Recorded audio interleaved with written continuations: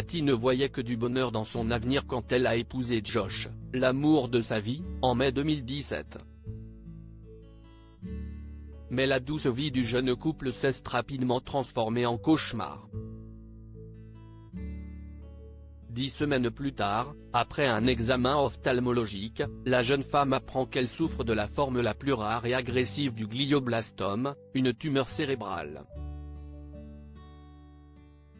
Après l'opération, j'ai fait 6 semaines de radiothérapie et 6 mois de chimiothérapie avec une séance tous les 25 jours, explique Cathy.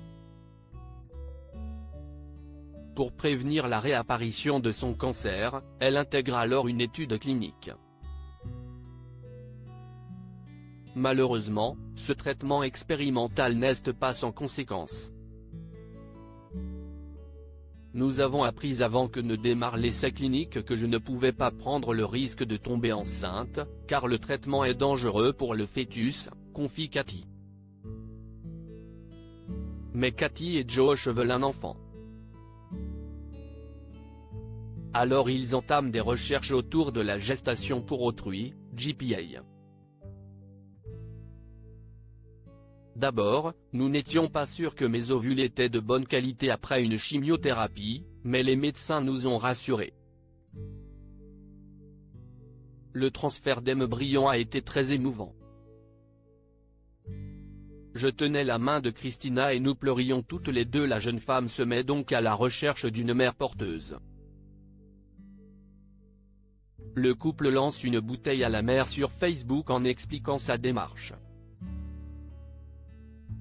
Et, surprise, s'y est une ancienne amie du lycée perdue de vue, Christina Acevedo, aujourd'hui infirmière, qui leur répond. Nous étions au lycée ensemble en 2007 et j'ai lu sa publication, confie Christina. Je me suis renseignée sur l'histoire de Cathy et de Josh. Nous avons beaucoup discuté avec mon mari. Nous avons réalisé que nous étions tellement heureux d'avoir eu la chance d'accueillir nos 2 filles que nous voulions qu'un autre couple puisse connaître ce même bonheur.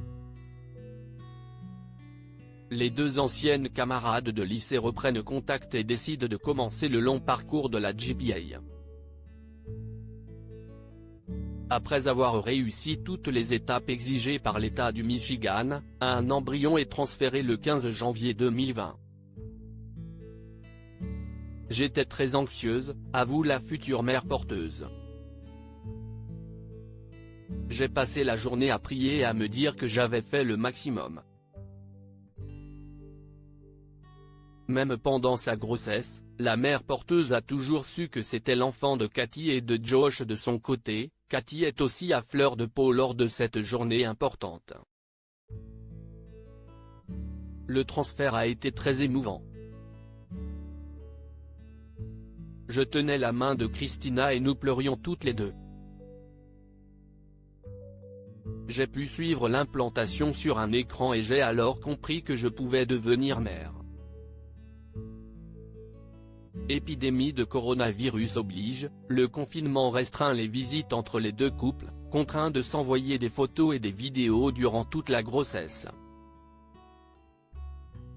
Le bébé tant attendu est né le 1er octobre 2020. Le 2e prénom de la petite fille est Christina, comme la femme qui lui a donné la vie. Pendant ma grossesse, j'ai beaucoup réfléchi aux questions qu'on allait me poser, explique d'ailleurs Christina. Je savais que de nombreuses personnes allaient me demander comment j'avais pu porter un bébé et le confier ensuite à un autre couple. Mais je n'ai jamais eu l'impression que c'était mon bébé et j'ai toujours su que c'était l'enfant de Cathy et de Josh. Aujourd'hui, les 2 familles gardent un contact étroit et intime. Le bébé de Cathy a 2 grandes sœurs amies. Notre fille est très douce. Nous plaisantons parfois en nous disant que Christina lui a transmis son calme et sa sérénité pendant la grossesse. Nous sommes tellement heureux d'être ses parents et d'avoir recroisé la route de Christina, s'enthousiasme Cathy, en rémission de son cancer, et reconnaissante à jamais d'un tel don d'amitié.